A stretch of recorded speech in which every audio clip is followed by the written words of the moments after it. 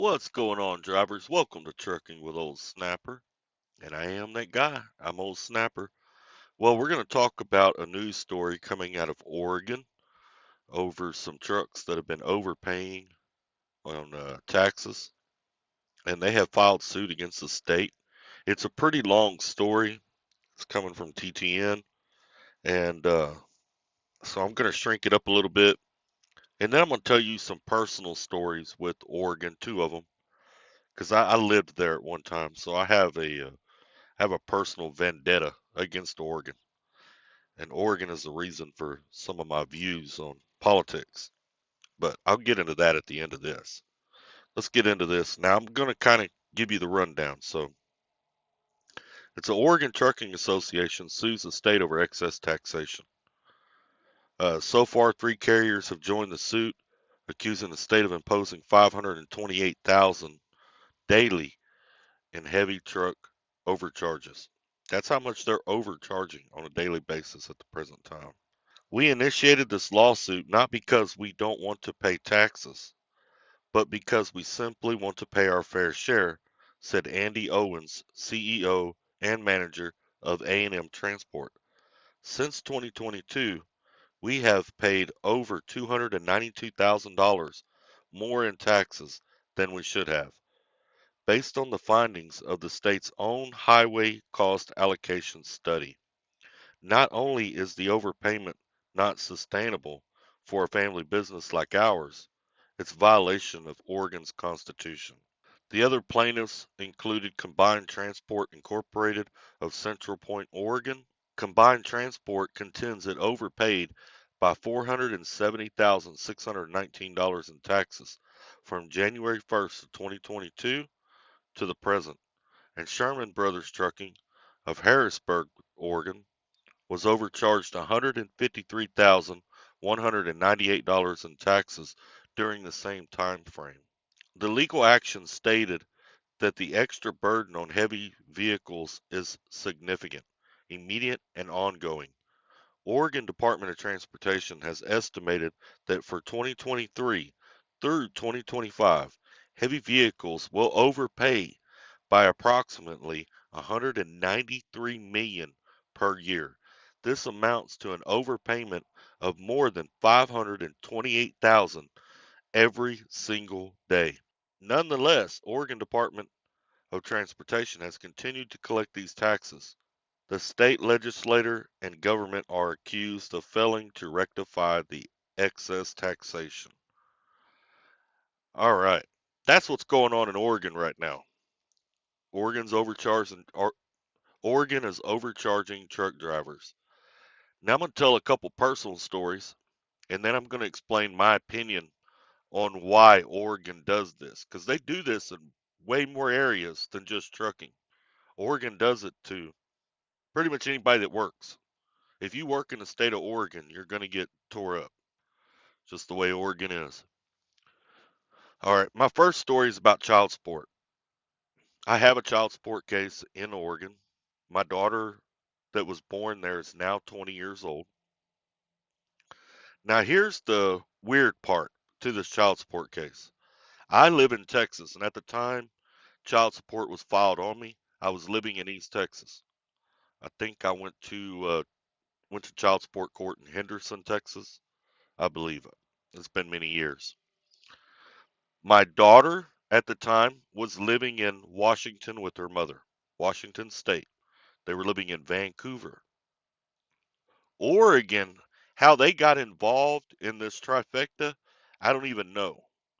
We had lived in Oregon when I was there. She was pregnant in Oregon, but when we split up and I went back to Texas, she moved to Vancouver, Washington. So that part don't even make sense. But check this out. Texas files child support on me, and they set my child support. I remember what it was. It was like 329 a month for current support, and then another 200 a month for back support. Because by the time this all caught up with me, my daughter was 4 years old. Now I had been given money to her mother on the side, but the state don't count all that. So just if you're going through that, keep that in mind. The state does not always count money you're giving your baby mama on the side. It didn't count any of mine. So they hit me with 12 grand in back child support. All right. Now here's the kicker. Now remember what I said. The court in Texas set me at like 329 a month plus 200 a month in back child support. So $200 a month was supposed to be going to back child support. My daughter was 4 years old at the time. She is currently 20. I am still paying on that child support, and it comes out of my check. I've been paying all these years. All right, do the math. I call the state of Texas to figure out what's going on, right? And the state of Texas tells me, well, Oregon altered your child support agreement.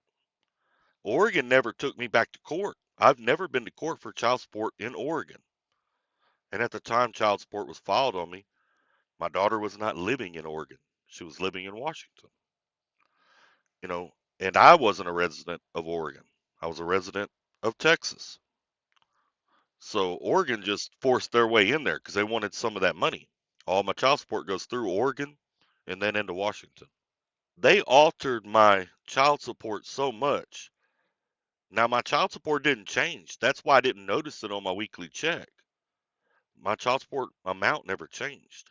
But they dropped the amount that was going to back child support to a really low amount so that it wasn't covering it because they charge interest on that back child support. So I was paying a little bit to my back child support, and the whole time my back child support's going up.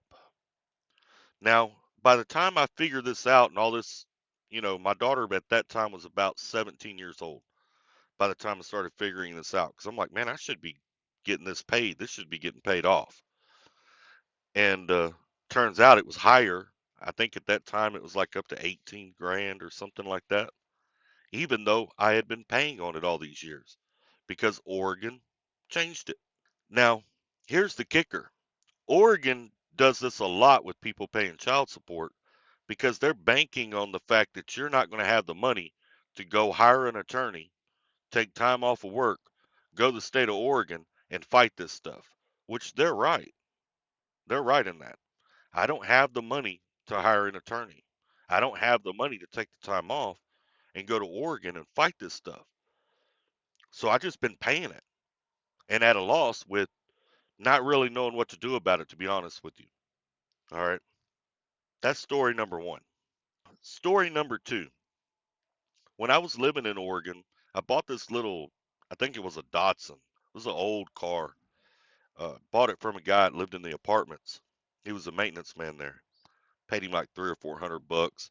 It barely ran. And I was working at Walmart as a night stalker at this time.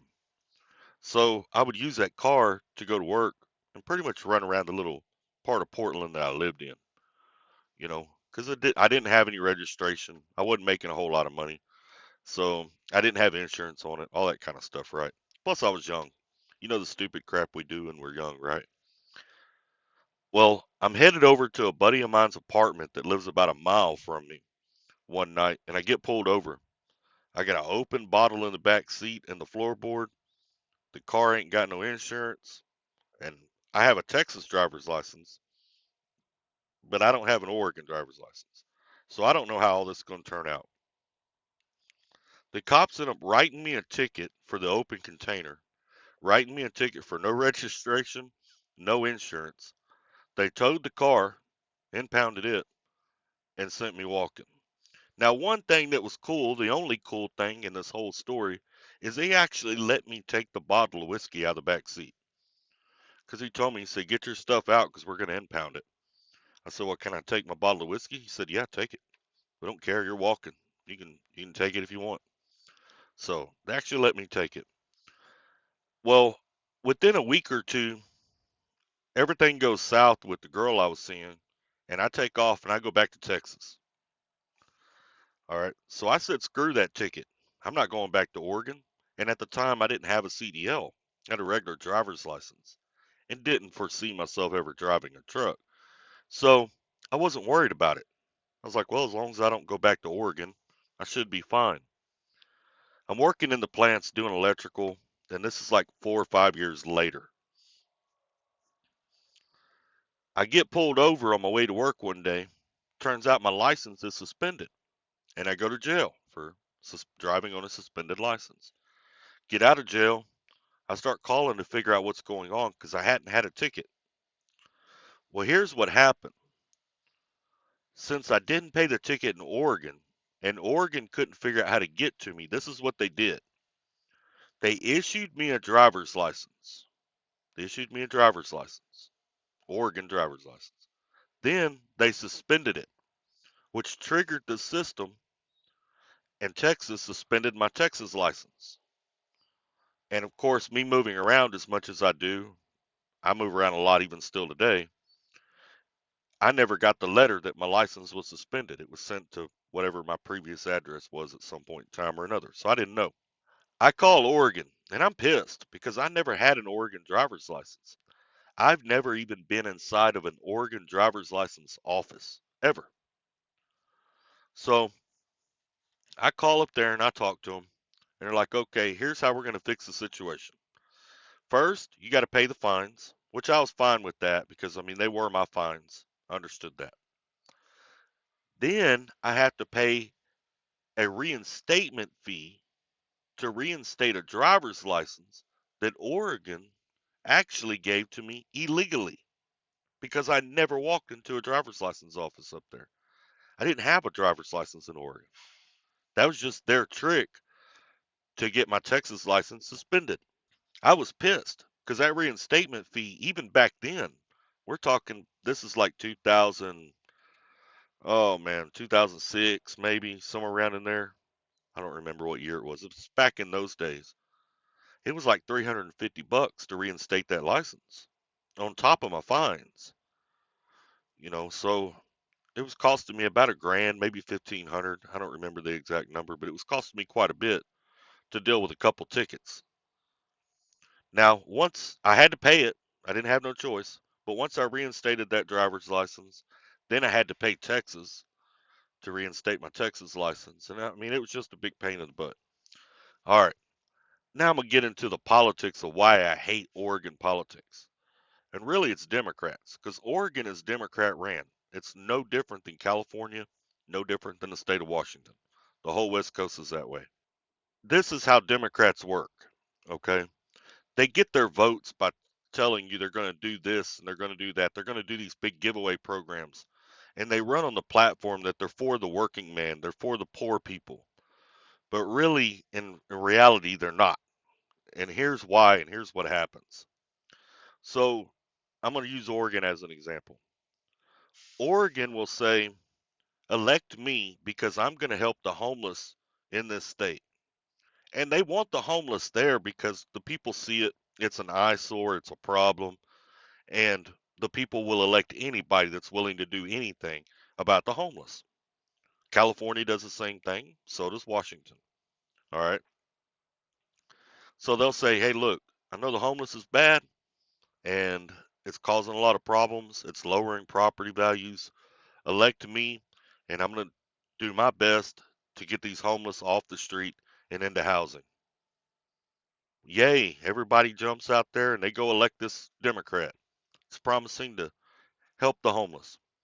The Democrat gets into office and they say, okay, we're going to allocate $10 million dollars to helping the homeless. And then what they do in turn is they may go out there and they may give out some tents, or maybe they put some porta johns out on the corner. Nowhere near $10 million dollars worth of stuff. They may spend $1 or $2 million doing that. They take the rest of that money and launder it back into their pocket. But in order to maintain that, in order to maintain that scheme, they have to keep money coming in. So they do things like this, overtaxing these trucking companies, the child support scam, the same thing they did with issuing me a license. They just wanted the money. Every little bit counts. There's no telling how many people they're doing that to across the country. You follow what I'm saying? I grew up Democrat and would have voted Democrat had I not had that encounter there. Once I had that encounter there and kind of figured out how they function, I'm dead set against them. It's just like recently they lowered the requirements in Oregon, or I think they lowered them a while back, but they renewed that agreement. And here's the way they code that. They tell the public, well, we're lowering the requirements to graduate because the current standards are not fair to people of color. The public doesn't see that as racist. In my opinion, that's racist. It just blows my mind that that hasn't caused a rift, because basically what they're saying is minorities are stupid. That's exactly what that law says. Because they're saying, okay, well, as a minority, you're stupid, so we're going to lower the standard. Think about it. It's a racist statement within itself, but nobody says anything because everybody just, the kids, they want that easier education. They want that easier, so they're not going to say anything. And the parents don't care nowadays. They're not involved in their child's life. But in reality, that's what that law is. It's racist within itself. Now, here's the kicker. People think, okay, well, they're trying to help the minorities. They're not trying to help the minorities. They could give a crap less about the minorities. Here's what they're doing. The federal government allocates so much money to a state, and there's different things the state does in order to collect that money, and they can get more money if they achieve different things. One of those things is the graduation rate within their high schools. Oregon lowered the standards so that more people would graduate so that they qualify for more money from the federal government. That way they can continue taking their lavish vacations and living in their $1 million homes on that little bitty salary they make, and nobody catches on to it. That's why Oregon lowered the standards. Ain't got nothing to do with anything else. But anyway, I've rambled on enough about this. That's what Oregon's doing to truck drivers. That's what Oregon's done to me. Y'all take care, stay safe, and let's keep trucking.